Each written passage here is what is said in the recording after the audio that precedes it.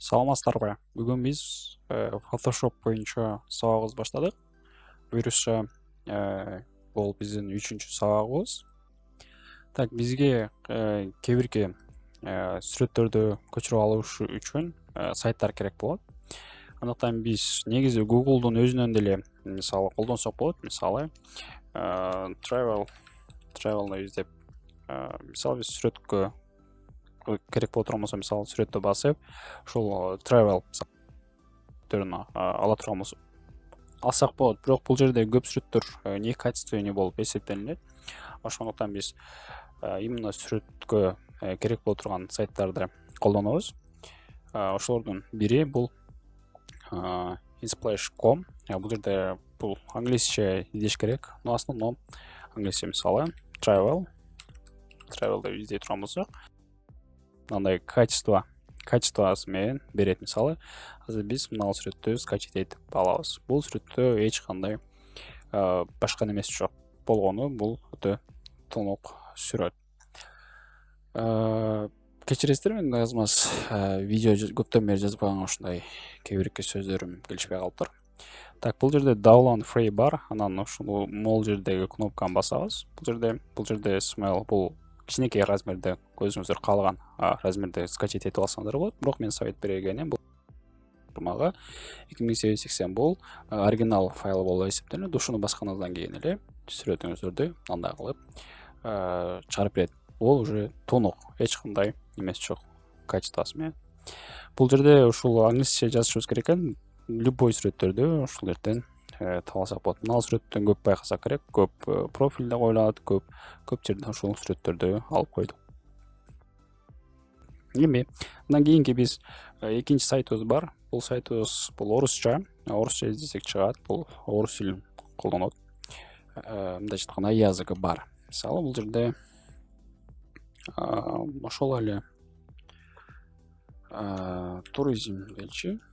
Так, туризм.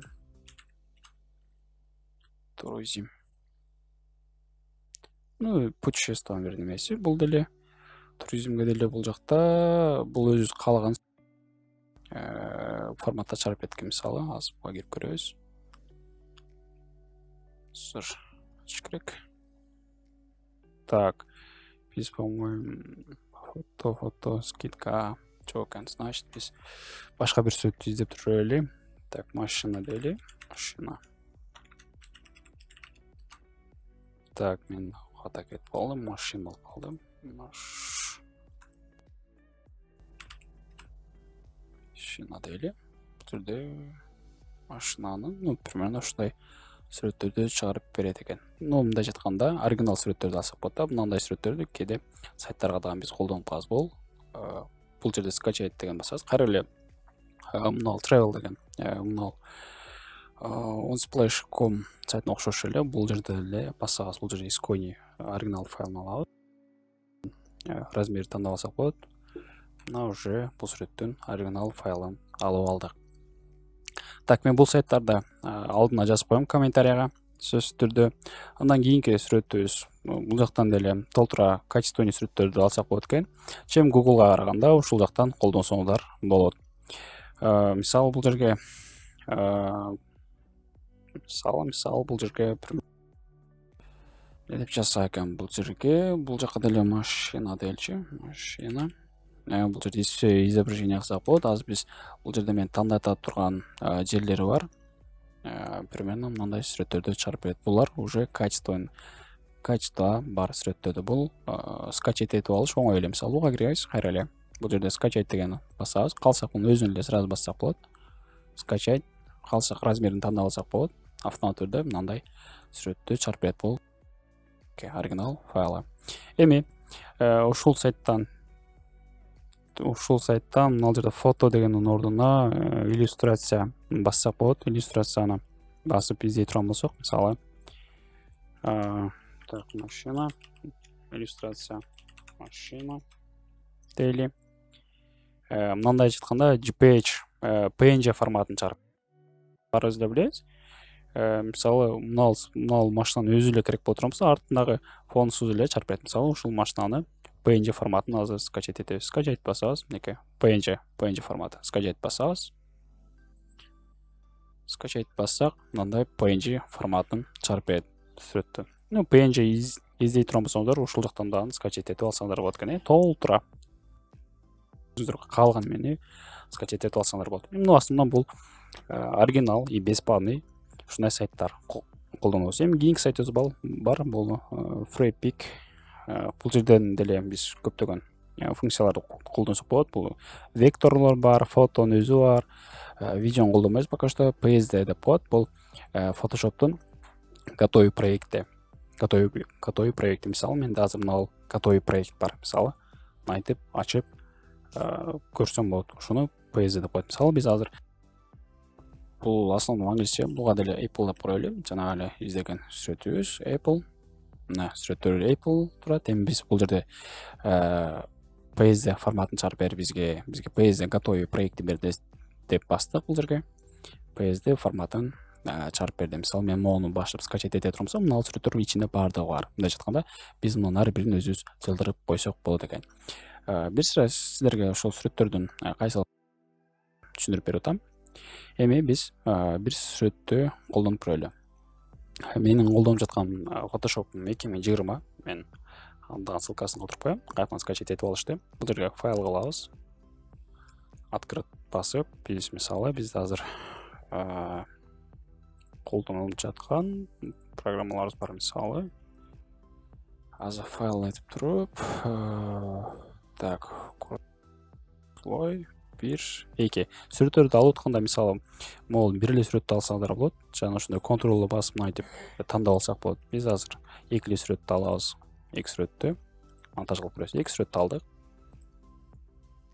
Photoshop'тун бул жактагылар бардыгы инструкция болот. Сиздер муну ар биринен башыңыздарды катырып эле коюңуздар. Биз сабактын жүрүшүнө ар бирине токтолуп түшүндүрүп беребиз. Бул жакта слоюңуз болот.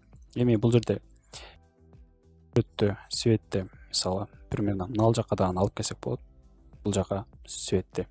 Эми кайра бул жерге окно деген басып туруп, мисалы, мен азыр рабочий среда алабыз. Бул жерде сбросить этебиз полностью. Буларды сбросить эткенден кийин ушундай фон коюп берет. Бул жакта жалаң свети, бул жакта слой болуп эсептелинет. Эми биз азыр мына сүрөттөн баштайлы.